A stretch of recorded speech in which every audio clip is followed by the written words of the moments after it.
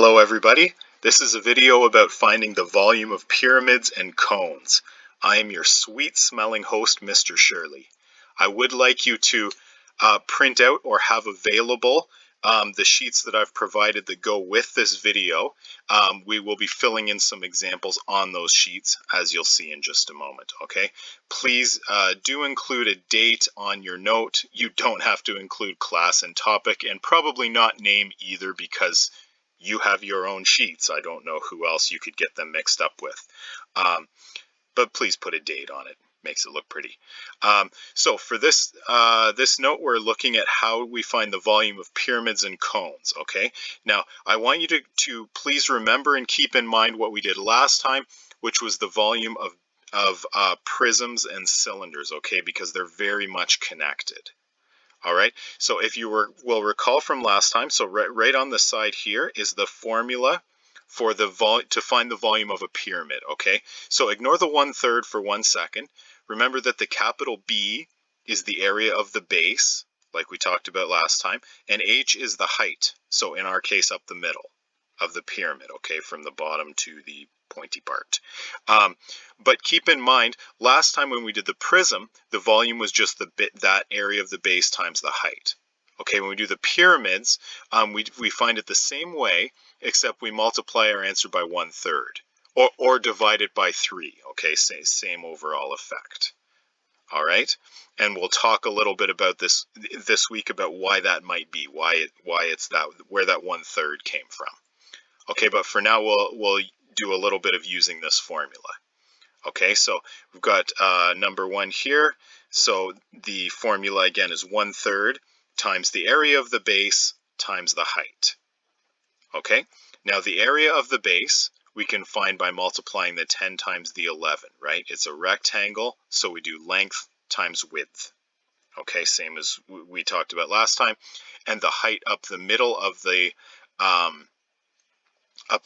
pyramid is 16, so we multiply all that together and we should get 586.7 inches cubed. Remember, we're dealing with volume, so we talk about cubed. Now, one quick thing to note over here on this diagram, see that L there? Okay, this is what's often called the slant height. Okay, so sometimes it's also called S. Or an S is used to represent it. For volume, we don't actually care what that is. Okay, we can use it with Pythagorean theorem, everybody's favorite. I know it's yours. And we can use that to help us find that middle height, but as far as actually finding the volume, we don't need it. Okay, so we'll move on to the next example where, yes, you do have to use Pythagorean theorem. Now, I've made a couple of extra marks on the diagram. You'll probably notice for your diagram for number 3, it doesn't have these extra arrows in there. I did that to help identify what we're using in the Pythagorean theorem formula to help us get what we need. Okay, so remember, height is that line right up the middle. Okay, from the middle of the base right to the top of the pointy part, whatever you call that, the peak of the pyramid. The 25 feet is that slant height on the outside. Okay, and then it's 14 feet across, which means it's 7 feet, right, halfway, half of 14, to get to the middle. So we have a right-angled triangle right there. Okay, so I'm going to just write it over here because I didn't quite have enough space, but we'll have to use Pythagorean theorem again. So c squared minus b squared, because we just want to find this one side. Okay, we already know the c squared, which is the longest side. So that's 25 squared minus 7 squared, and you do some math with that, and you should end up with 24 feet. Okay, and that again is the height up the middle. All right, so when we use the formula, same formula as before, so 1/3 times the base of the pyramid, meaning the area of the base of the pyramid, times the height. Okay, so 1/3, and the base of the pyramid, it's actually a square because it's 14 feet and 14 feet, so we just multiply those together, times the height, which is 24, all right? Not the 25 in this formula. Okay, and then you should end up with 1,568 cubic feet. Very exciting, I know. All right, on we go. Okay, now cones are very similar to cylinders, okay, as I hope you'll notice. So similar to how pyramids and prisms relate to each other, cones and cylinders relate to each other. All right, so the volume of a cone is 1/3 of the volume of the same size cylinder would be with that same base. Okay, so if you remember from last time, if you ignore the 1/3, for example, the volume of a cylinder we would find with pi r squared h. Okay, and then we would substitute in that radius and the height. Okay, but the cone with that same size base would be 1/3 of that. Okay, and L, again, remember, is that slant height, which we don't need for volume, but we might sometimes need with Pythagorean theorem to find what that height is. Okay, so we'll do a fairly basic one up here. So 1/3 pi r squared h. And again, just a reminder, everybody, to make sure that only the radius is used in this formula, not the diameter. So if you're given the diameter, please divide it in half to get that radius.